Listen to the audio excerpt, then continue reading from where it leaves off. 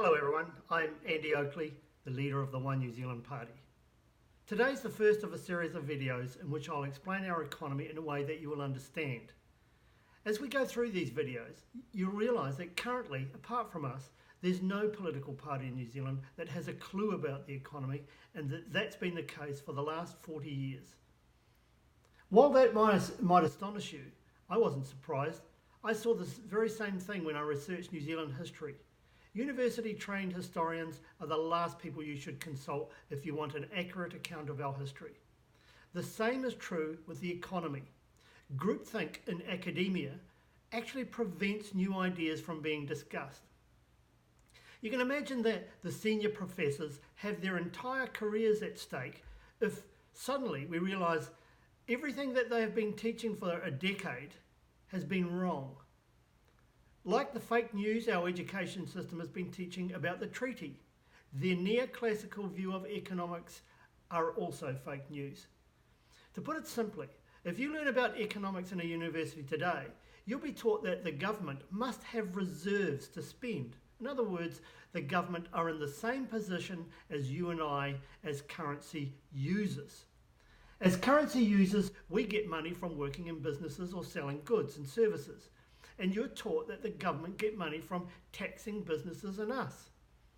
You'll be taught that the government, like us, must be careful how much they spend, because if they overspend, they must borrow to make up the difference. You'll be taught that, like us, if the government borrow, this will result in debt. However, there's a fundamental difference between the government, who are the issuers of the sovereign New Zealand dollar, and us, who are the users of that currency. The difference is completely ignored by the neoclassical economic professors. Their out-of-focus economic lens has trapped us as citizens in a cycle of fiscal austerity where low wages and a lack of investment in infrastructure have been the norm for about 40 years. To make matters worse, the government, who do not understand how to drive an economy, have legislation, the Public Finance Act, that almost forces them to think and act incorrectly about the economy. As an example, you've seen teachers striking, people are dying in an underfunded health system, we have rising unemployment, and people are dying on poorly constructed roads. The public are complaining bitterly about all of this, yet the government are telling us that there's only so much money to go round. Rather than fix any of that, they would rather save $3.8 billion surplus for a rainy day. They think they must do that because they need reserves to spend. And while all this seems plausible, there is an increasing amount of macroeconomists all around the world trying to pressure these old school economists to wake up. I mean, this is serious stuff, and they have held us back needlessly for far too long. Knowing how an economy works is quite possibly the most important thing we need to get right, because everything flows from it. The reality is that they are unlikely to admit that they have it wrong, so it is up to alternative education methods such as these YouTube clips to educate the public so that you can make an informed decision about who you vote for. Today, I'm going to explain the term deficit. Now, this term is really important because it's the term that the government and everyone else misunderstand, which causes them to think that we must borrow. For example, if they calculate in the 2019 budget that they will spend $100 billion into the economy, which is not far off the real figures, and that at current level of taxing they will only tax out $80 billion. They think that they must borrow to make up the difference. And the borrowing must take the form of selling interest-attracting securities or bonds.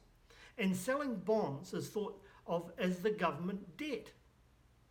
It's not actually debt, but I'll cover that in a later video. Now, it is the figure of $20 billion, which is the difference between what they issue and what they tax out, which is known as the deficit. In other words, the $20 billion issued into the economy is still in the pockets or the bank accounts of the private people or businesses. It just hasn't been taxed out yet. We've been taught to believe the word deficit is a bad word when actually it's a good word. The reason it's a good word is because the government deficit is the private sector's surplus.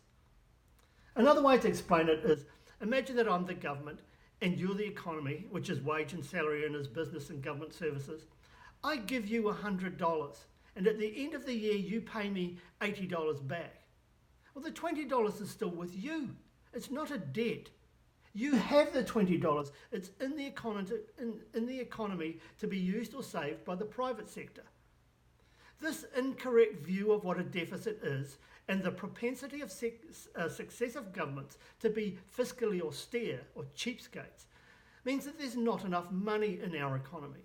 They tax too much because they think they must balance the books, and they spend too little because of the very same reason.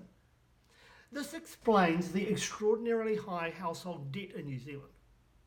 The figure has been rising for about 30 years. In 1990, it was about 28% of GDP. In 2018, it was 94% of the GDP, and there's every indication it'll keep rising.